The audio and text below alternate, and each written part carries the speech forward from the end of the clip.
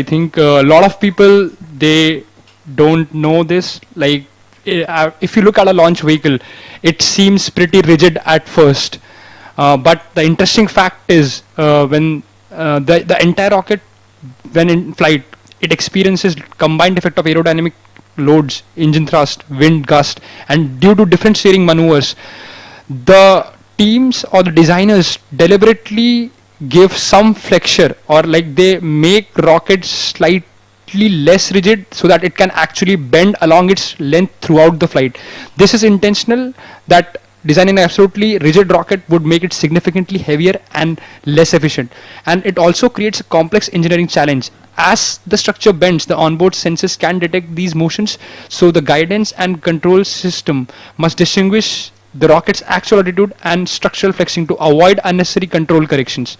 And engineers carefully predict these bending modes and their natural frequencies through the structural dynamics and aeroelastic analysis, ensuring the vehicle remains stable even as it flexes its way through one of the most demanding phase.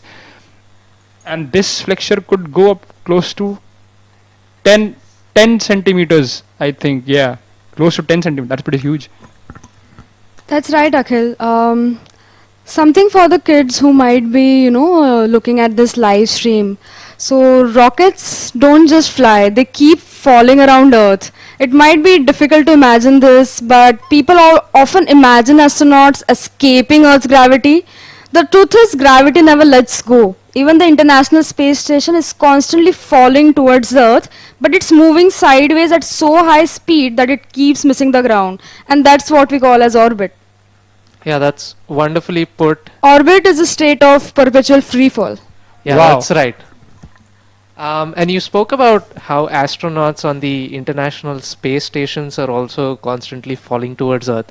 And with us today in the Mission Control Center is our very own astronaut, Shubhanshu Shukla. And he's been following Skyroot's journey from a very close distance. He's part of our family as well. And he's here to cheer us on. So we thank him for his presence.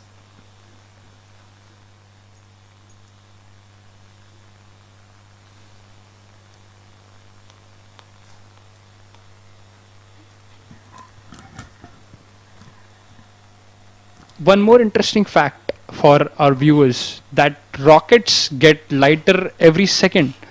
Unlike an airplane, a rocket becomes lighter every second because it continuously burns and throws away propellant.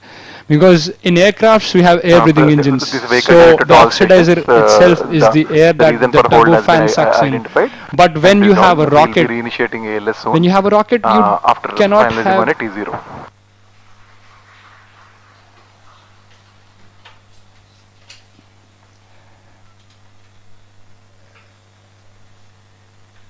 Yeah. So when we are dealing with rockets, there is no air, outside air can enter and can be utilized for propulsion. So we have to carry our own bottles of oxidizers and fuel. And once the rocket is ignited and it's on its way through the entire flight, the propellant is expelled, and when the stage gets burned out, it's also thrown away or jettisoned. So that is why rocket keeps accelerating, because there is less and less mass to push. That's right, Akhil. A rocket may weigh hundreds of tons on the launch pad. Consider our Vikram 1, it weighs around 45,000 kgs on the launch pad, but nearly 90% of that weight is just propellant. That's really amazing. That structural mass is so less. I mean,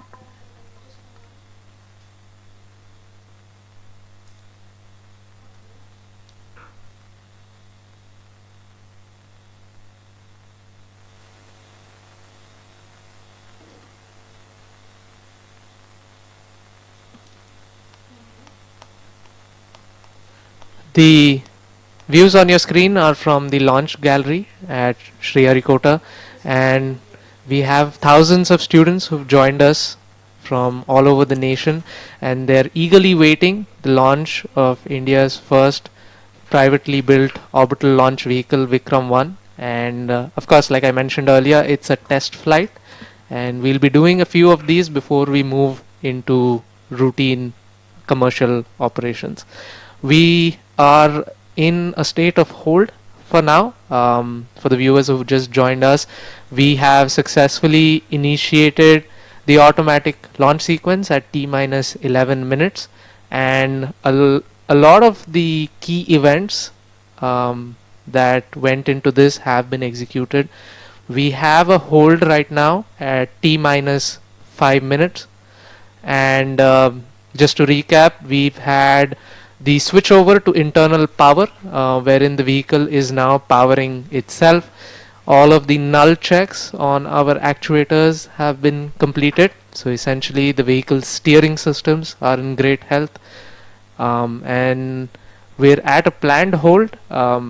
One quick look at the rocket as